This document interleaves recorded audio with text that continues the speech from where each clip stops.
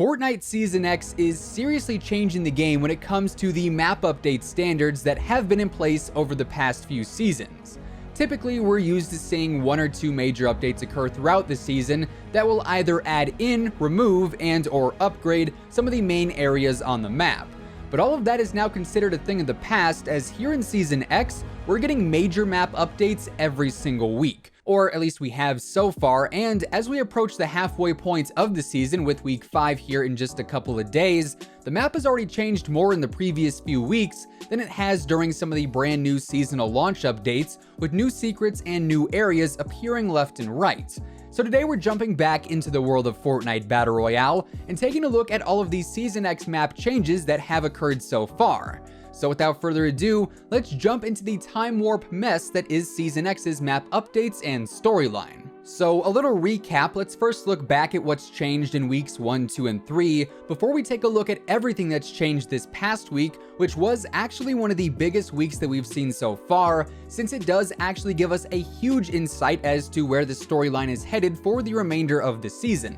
So back in week 1, we of course launched into Season X for the very first time to the nostalgia-packed map that is the Fortnite Islands. Rather than having the boring Dusty Divot and barren landscape surrounding it for yet another season, we actually got the epic return of Dusty Depot and the factories, and they also decided to bring along a friend, but it's not like it's a close friend, it's more like it's actually just your little brother that your mom makes you bring around because she doesn't want him to feel left out. And that little brother is actually the giant meteor, which is suspended in the air above the factories in the depot, frozen still, waiting to eventually crash into the islands. So that in and of itself is pretty weird, right? Like, we load in and everything is fine and dandy. We're excited to see a brand new map update, and the first thing we see is the meteor crashing down once again. Whereas Internet Explorer users are still seeing the first meteor crash, the rest of us are sitting here wondering why it's frozen still in mid-air. Anyways, that was the main update for week 1, but a few other things also ended up changing with the launch of Season X2. Loot Lake once again has yet another problem with it, as the Nexus Orb created a zero gravity zone around the center of the lake, and the orb itself is actually a functioning rift, so take that as you will. We also saw that up by Sunny Steps there was a little homage to Risky Reels, as there is a little movie theater set up with a smaller projector screen, and even the drive-in theater sign that used to sit in front of Risky Reels before it was removed from the map. We also saw that there were a handful of teasers relating to Moisty Mire, located within the desert biome, as a house in between Westworld and Paradise Palms actually has some of the Moisty Mire trees growing out of it, and the entrance sign to Paradise Palms actually changed from its original form to be green and murky, hinting that the mire may actually be returning here in the near future. Then we move on into week 2, where we saw a pretty significant change to the primary landing spot on the map, that being Neo Tilted. Now, Neo Tilted definitely was not as well received as the original Tilted Towers, but for those who didn't like Neo Tilted, their outrage did not go unnoticed, as Neo Tilted was replaced with Tilted Town via a brand new rift zone, in which Tilted has turned into an old western town, barely on the brink of existence thanks to the lack of technology available within it. On top of that, we can't even build inside of the Tilted Town Rift Zone, which kinda makes me wonder, if we're not able to build in Tilted Town, how did all of those buildings exactly come to be? We can't farm mats, we can't build, we can't do much besides loot and shoot, so how did a place where there's no building get an entire town built around it? This makes absolutely zero sense. Anyways, Tilted Town is a thing, and I can say for a fact that I enjoy it far more than Neo Tilted, mainly because I don't have to worry about my building skills being bad because I can't build.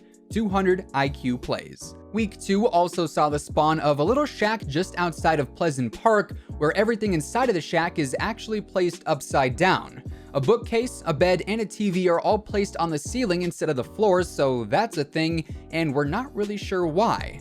Dusty Depot also got a slight update in week 2, as a little laboratory of sorts appeared in one of the warehouses, and a meteor rock was actually found under examination in said lab. And this actually develops a bit more in week 3, so as we move on into that, the lab itself ended up coming together a bit more, and we saw some strange clutter appear inside of the warehouse in general. Outside of that though, the biggest change in week 3 was to Mega Mall, as it was actually replaced by Retail Row. But unfortunately, there is a catch here. It is not the retail road that we all love and remember. Instead, it is the retail road that we all know from the past, but with the monsters that spawn in and wreak havoc the second you look in their general direction. It's like Call of Duty Zombies if Call of Duty Zombies wasn't fun. Great analogy. Moving on, you guys remember Kevin the Cube? If you don't, I hope a mech squishes you because I can't believe you just disrespected Kevin the Cube like that. Anyways, Kevin the Cube has been MIA for quite some time, although I am sure he'll reappear at some point later on down the road. But for the time being, we are going to have to live on with the memorials that were added in remembrance of his once great journey. One Cube memorial is located at his birthplace on a mountain in the desert biome where the various cacti were hit by lightning, and there's also another memorial outside of Loot Lake at Kevin's eternal resting place as well.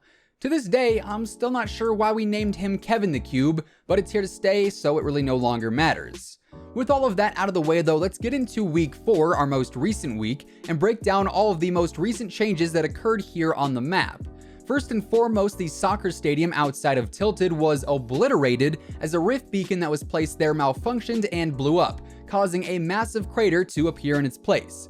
Now this crater doesn't really do all that much, but it does offer glitched consumables, which are just like regular consumables, but they do cycle through the various ones that we do have available. Aside from that though, we didn't really see a ton of other stuff change on the map this week, but we did get a pretty prominent update to Dusty Depot once again, based around that mysterious laboratory. We know thanks to the in-game files that this laboratory warehouse is actually known as the Visitor's Warehouse, so that does actually confirm that the Visitor is back on the island, and he's attempting to do something with the meteor and apparently the rift beacons too, as one did appear broken inside of the warehouse at one point. The Visitor also has even more satellites up on the roof of the warehouse and even more clutter within it as well. And sooner or later, we're gonna have a whole Hoarders episode based around him and his warehouse if he doesn't learn how to utilize a self-storage unit.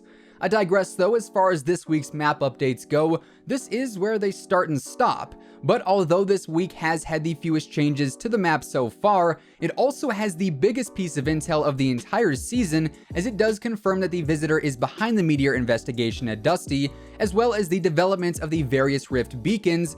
And with that, we now know that all throughout the season, we're going to be seeing the Visitor as the man behind whatever is going to go down in the second half of Season X, ultimately leading up to the finale event, which will probably be taking place near the start of October, since that is right around the time when Season X is set up to wrap up and transition into Season 11. So what exactly is the Visitor doing right now? Honestly, we're not really too sure, but we do know that he knows something that we don't. He's got some intel on the rift beacons, he's got some plan in mind that has to do with the beacons creating time warps and rift zones in certain areas on the map, and he's got some idea of what is going to happen once his plan is complete. Maybe his whole plan is to get the meteor to continue to fall and hit the island. Maybe his plan is to revert the island back to how it was in seasons 3 and 4. Honestly, we have no idea at this point, but that is all about to change here in just a few short weeks. What is kind of extra peculiar about this whole situation though is that the Visitor is the only skin that's now reappeared in Fortnite history, and he's also the only skin that is now the main character of a season for the second time. Obviously, back in Season 4, the Visitor was the official secret skin of the entire season. We had to do all of the various blockbuster challenges to unlock him. Now he's back, so obviously he's not the secret skin this season since that already happened, but he's also the main character of this season, which in the past, the main character has always been the secret skin. So now, honestly, I have got no idea what's going to happen in the final few weeks here. Normally we can predict these kind of things. Normally you can kind of see where the storyline is going at the end of the season. But as of right now, your guess is as good as mine. Fortnite is just getting weirder and weirder and weirder by the day, by the season, but I am excited nonetheless. With that being said though, that is effectively going to wrap things up for today. Definitely drop us a comment down below letting us know what you think the Visitor's ultimate plan is this season with his triumphant return to the islands.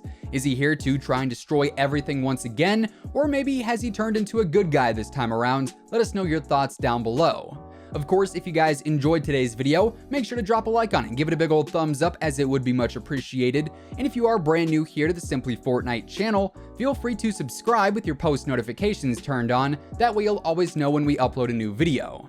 As always, by joining the notification squad, every time we post a new video, YouTube will actually send you a message. That way you can be the first person to watch, like, and comment on each and every new video. Once again, thanks so much for tuning in, and until next time, take it easy, have an awesome rest of your day, and we'll see you guys on the battle bus. Peace out.